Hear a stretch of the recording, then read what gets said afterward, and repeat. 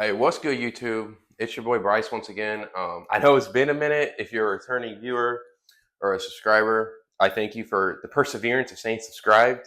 Um, I think my last upload was maybe like 4 or 5 months ago, but anywho's.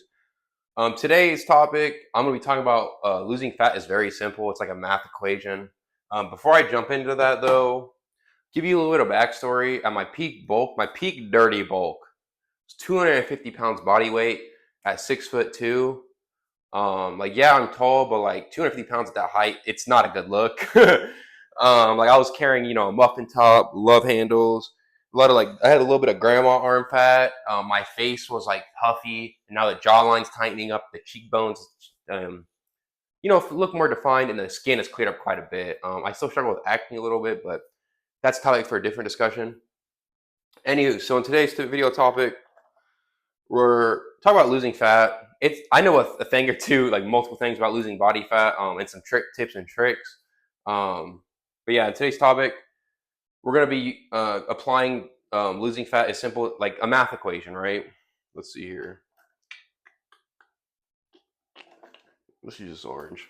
So remember y equals mx plus v from like middle school, high school.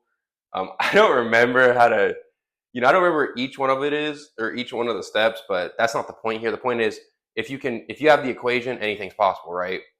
But it's like any math equation.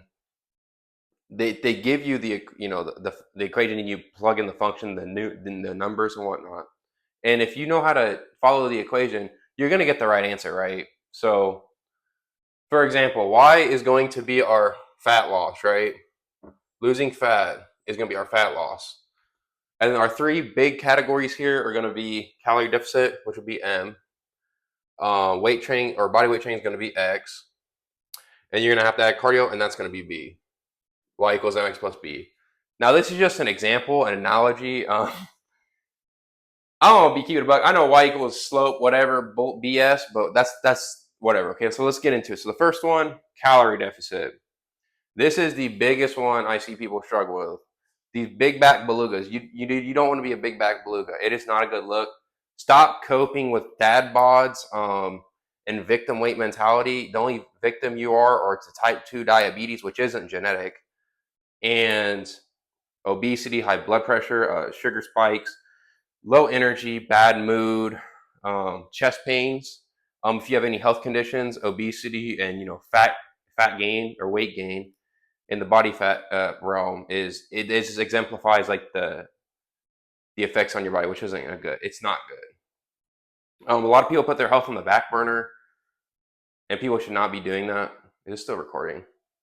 All right, my phone's been a little janky recently. I think it's about time to get a new phone, but yeah. So this is definitely the biggest one people struggle with, and it's the most important one. So the first one, we're gonna have calorie deficit, right? You need to be in a deficit, or if you don't know what that means, eating less calories than you normally do, right? So in order to achieve that, we're not eating takeout, we're not eating fast food or dining in, right? Because that crap right there will add the weight. You're gonna gain body fat like no other. Like even I had a cheat meal like 2 weeks ago or whatever the fourth was, like a week ago. I ate a whole large pizza. It was like triple meat. I had half a thing of cheese sticks. And then the day after that, I went to a taco truck, which is actually I was surprised. I thought that mug was gonna be greasy. I thought it was gonna clog my arteries, but it was fresh. So I don't even know if that burrito was really that bad. But anywho's, after that weekend, I gained 5 pounds, and it was body fat. No way in the hell is that muscle get mass. If 2 days, you're not getting my last 2 days. Absolutely not. But yeah, we're not doing this. I understand cheat meals, right? But we're gonna get to the cheat meals after we build some discipline, consistency, and take some accountability of our actions, because we're not high schoolers, we're not middle schoolers, we're not kids. We're grown ass men and women. So take some accountability, be an adult, right? Like grow up. I'm not gonna hold your hand because people are coping, saying body positivity, obesity, oh this is good. If you feel good, look good, feel good. Um, that's cope, right? Because when you go to the doctor, they're gonna tell you all these health ailments you have. You're gonna have chest pains, like because I have asthma and I have sinus arrhythmia, which is a lung condition. Obviously, asthma, restrictive airways, and then of course, sinus arrhythmia is like irregular heartbeat, and you feel like your heart's like moving whenever you have excessive caffeine. So I do have to watch my caffeine consumption, You know, I stick to the general rule. I believe it's a general surgeon. Don't surpass 400 milligrams of caffeine a day. Obviously, I don't shoot to hit exactly 400. I try to stay in the 200 to 300 range. But yeah, sometimes I take breaks from caffeine because it just feels off, you know. But anyways, let's get back to it. So natural and whole foods. This one's an obvious one. You're gonna eat anything that's natural. Animals are natural. It's chicken, eggs, lean beef, egg whites. You know, those are some examples. Beans. Those are protein sources. For carb sources, we got potatoes, sweet potatoes. I don't like sweet potatoes, so I always eat potatoes. Rice, of course. Bananas. Um, rice cakes. Just got some here on standby. But yeah, I usually eat a banana or rice cakes before a workout, which is excellent. It spikes that sugar real quick. Um, Banana, and it's natural, so it's like you're not putting processed stuff like a Rice Krispie treat in your body. You know what I mean? Like these are obviously slightly processed. You know, they're in the packaging, but it's a lot better than eating French fries or a Rice Krispie treat right before a workout, right? Next one. This one is another huge one. Foods with water are a cheat code. I am telling you, if you have strong cravings, cut you up cucumber, cut you up a green zucchini, a bell pepper, watermelon, cantaloupe, any type of melon, really. And you could eat a surplus of that, right? Like I think cucumber. You ever know the size of cucumber? It's like 200, 300 grams of cucumber. It's only like 40 calories. And like, I'll eat that if I have cravings. Like if I'm working or something like that, I'll have a cucumber or green zucchini. And since it's so water, like I think the word soluble, I don't know, bro. Like I just know how to lose weight. I'm not gonna tell you what all these terms mean.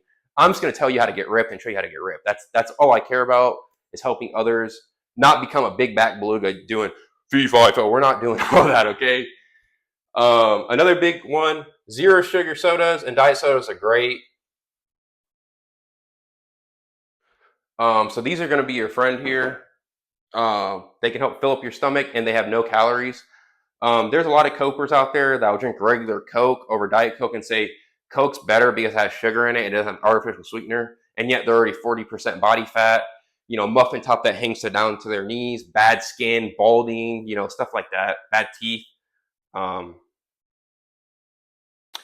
and so it's like, never take someone's advice that haven't achieved anything. That's just common sense. I feel like you're not going to learn how to start a business with someone who doesn't know shit about business, right? Kind of same here. You're not gonna go watch a obese person for fitness advice. You're probably gonna watch a tall, handsome, attractive man, right? Anyways, next one, water intake. Water intake needs to stay high. I struggle with this one personally, so that's why I stopped taking creatine because it kind of made me dehydrated. But that's a topic for a different video. Water intake stays high. Another cheat code with water is, especially if you have a lot of body fat on you, you want to drink like maybe like down half a cup of water, maybe a full cup of water before your meals, and you'll be surprised how much less food you'll eat. It is a lot less food. So that's a cheat code. Another one, and a lot of people are probably going to click off the video over this one, but I'm telling you, this one right here. It's massive. Like this one, I've seen the most fat come off my body. So we're gonna start using a calorie tracker app and a food scale. So I have a food scale here. It's like maybe $6 to $8 at Walmart. And then I use MyFitnessPal, which is a free app, which you could pay for the premium subscription if you want, but I don't recommend. But it does make it easier, but it's kind of pricey. I'm not going to hold you with the free version. You just type it in, you know, after after you get your results from the weight of the scale, right? So ounces, grams, milliliters, stuff like that. And then so you're like, Bryce, okay, so like how many calories should I restrict myself every day? And I'm like, okay, that's a good question, right? So what you're going to do is you're going to go from a 500 to 1,000 calorie deficit to begin with. I wouldn't recommend a crash diet unless you got some consistency with dieting. So say you're eating like 4,000 calories of fast food, right? Even if you kept eating fast food, you went from 4,000 to 3,000 calories a day, you will lose body fat. I promise you. But that's not the goal here. That was just an example. So say you're eating 4,000 calories of McDonald's, right? Right. Like you don't want to do that, right? You don't want to eat 4,000 calories of McDonald's. You want to say let's actually do a 3,000 calorie deficit, right? So you're at 3,000 calories now. But instead of eating McDonald's, you're eating whole foods. So like say you go extra lean beef, and potatoes. And then, you know, for lunch, you'll throw in a cucumber. You throw in cucumbers. I won't keep it a buck. You will not reach 300 calories if you're eating only this. This stuff is so much satiating, especially potatoes. Super satiating carb, and it's low calorie too per like gram. It's like the gram to carb ratio is very good on potatoes and sweet potatoes. So like, you'd be dumb not to eat potatoes or sweet potatoes. I'm just gonna be honest with you. Like, potatoes are better than rice. I'm like straight up better than rice, and they taste better. Like in my opinion, they taste better. You put them with sugar-free ketchup, and like mustard, sriracha sauce, stuff like that. I'll probably get in condiments in a different video, like a day of eating, so people can get a better understanding of the mentality on how I got ripped and leaner. The second biggest one we're gonna do is we're gonna have weight. Let me do a different color actually. This orange is sick, but bro, let's keep it a buck. Like, we need to do a different color here. Let's do red, all right? So step 2 for the boys and girls watching this, or men and women watching this, weight train and body weight training. Weight training and body weight training. People underestimate the hell out of this. So for this, I'm gonna be honest, I didn't know how to spell calisthenics. I just put body weight training. And you know, that goes to push-ups, leg raises, pull-ups, you know, chin-ups, lunges, stuff like that, basic stuff. Even if you disregard weight training and go to body weight training, you'll still build a lean tone physique, bro. I'm telling you. I've seen calisthenics athletes, because I do both. I do weight training and body weight training. I've seen calisthenics athletes like super jacked, bro. So it's like you don't even necessarily need weight training. First thing, muscles are good. I mean, duh, you want to look like a man, right? If you're a man, and a woman, you want to be that leader for your family. So if you look strong and you're a confident woman, your kids are gonna look up to that, right?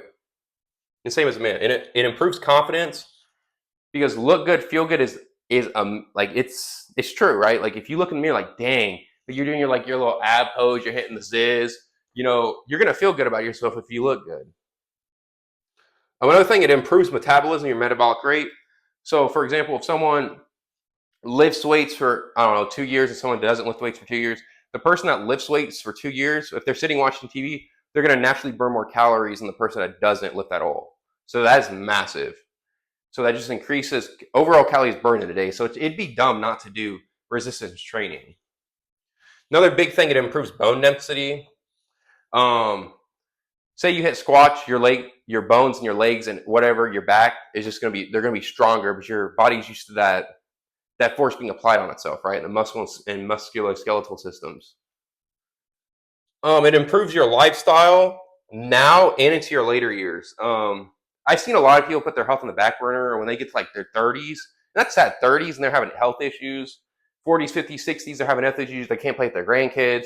They can't travel. I mean, because they have all this money from retirement, but they can't travel because their body is shut down, you know?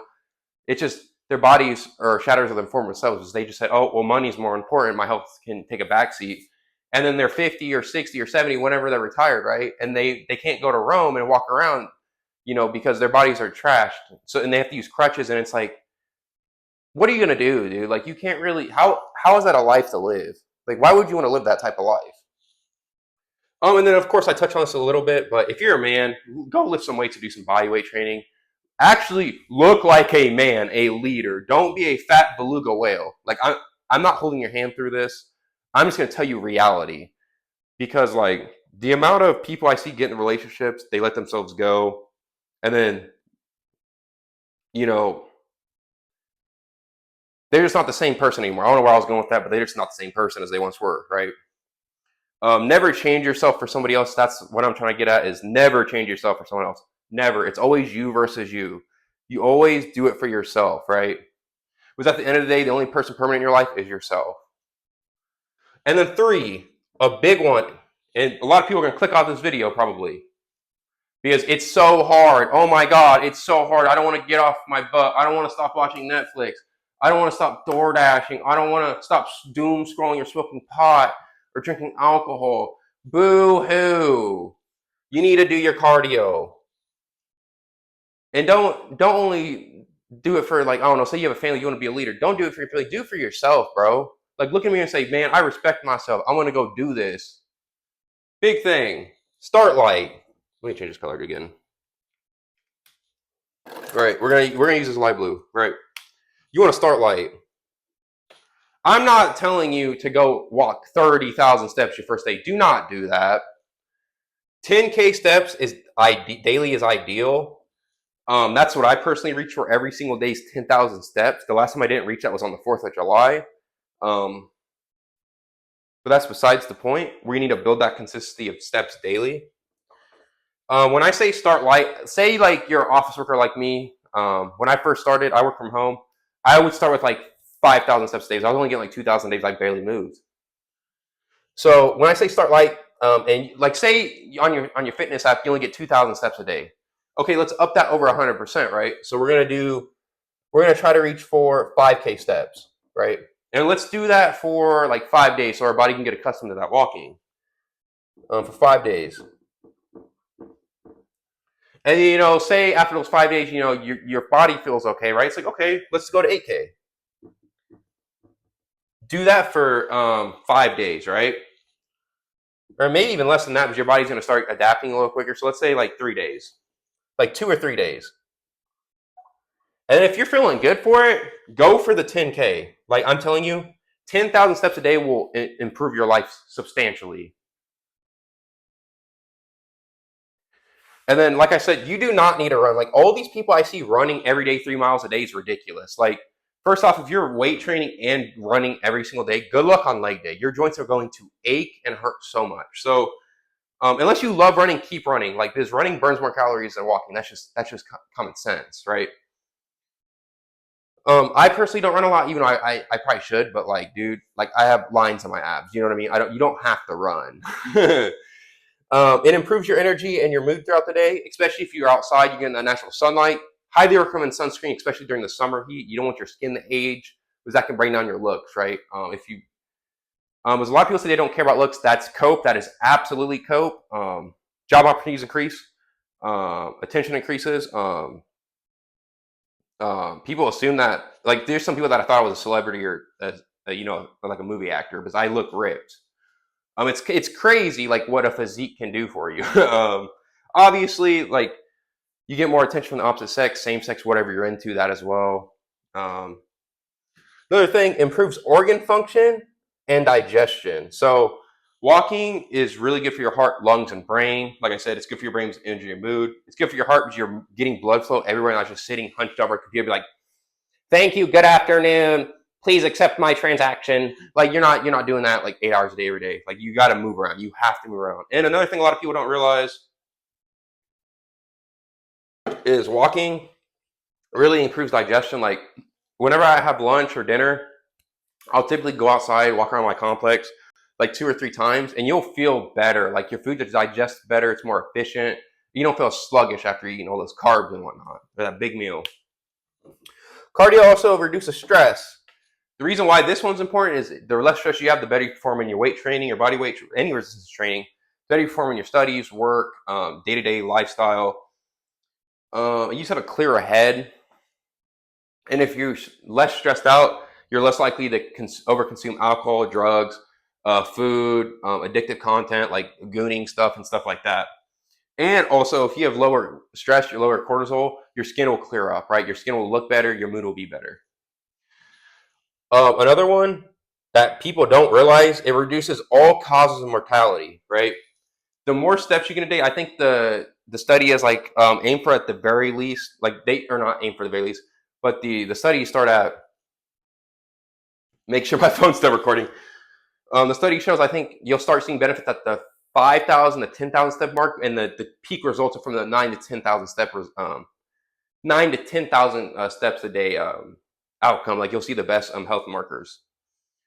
And like if that isn't the main reason why you should do cardio, I don't know what is. Like this literally keeps you alive longer. Walking every day will keep you alive longer. Like I don't know how people don't realize like how important walking is. Like, and it's the biggest thing is like this one needs to be exemplified.